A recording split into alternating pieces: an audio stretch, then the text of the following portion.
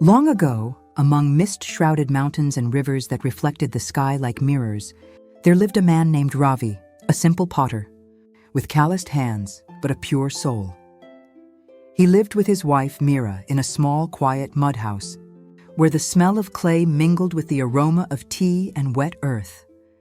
Everyone in the village knew Ravi. He wasn't the richest, nor the most influential, but he was the most generous. When someone needed help, he was there. When a traveler showed up hungry, Ravi shared what he had, even if it was little, but little by little. Kindness began to take its toll. Sales dropped. The kiln began to crack, and what little there was seemed to be dwindling. One gray afternoon, when the sun was barely peeking through the clouds, an old monk appeared at the door. He was barefoot, covered in dust, and his voice was weak. "Son, a little food. I haven't eaten anything in 2 days." Mira, distressed, looked at her husband. "Ravi, we have almost nothing. Only bread left for dinner. And the oven? The oven is completely broken." She was trembling with fear, with uncertainty, with hunger too. But Ravi just lowered his eyes and said calmly, "The hunger of others is the test of the faith we claim to have. And you? What would you do if your last meal was in the hands of someone you barely knew?" Mira tried to hold him back.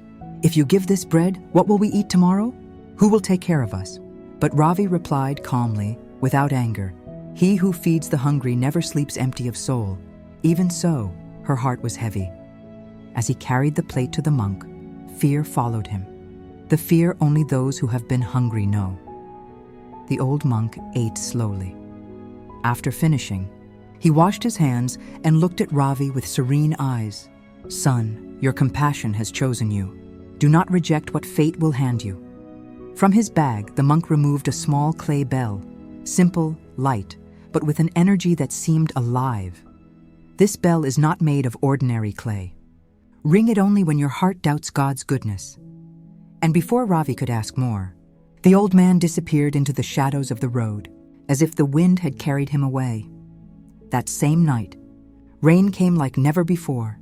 The oven, already cracked, collapsed. The finished pots shattered. The floor of the house flooded. Mira wept. "Ravi, we lost everything, even the oven. What are we going to do now?" Ravi fell to his knees, covered in mud, and whispered, "Lord, was this the price of faith?" He picked up the small bell left by the monk and rang it. The sound that came out was no ordinary bell. It was a deep, light-filled, wind-filled sound that seemed to permeate the entire village. And then, silence. The next morning, as the sun rose, Ravi walked to the destroyed kiln. But something made him stop. The broken pieces had fused into new, beautiful and brilliant shapes. Each vessel had a golden glow. As if the fire had been blessed, neighbors came to see, amazed. "Ravi, this is impossible. The clay seems alive." Within a few days, the pieces spread throughout the region. Ravi's name became a symbol of hope and living faith, but he never charged more than what was fair, and continued to share his bread with whoever knocked on his door. How many times have you thought you'd lost everything, only to discover that God was molding something new within you? Months later, when everything had returned to normal, a sick child from the village came to Ravi asking for help. He handed him one of the pots and said, "This clay came from the night I lost everything. Keep it near your bed." Days later, the child was healed, and then Ravi understood.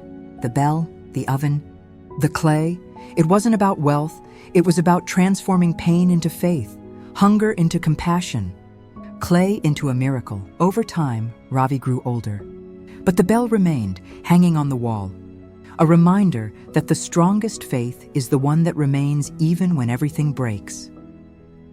True wealth is not the gold you earn. It is the peace you feel when your heart remains good. If this story touched you, remember, there is always someone hungry nearby, for bread, for faith, or for hope. Share what you have, because God always repairs the furnace of those who continue to mold good.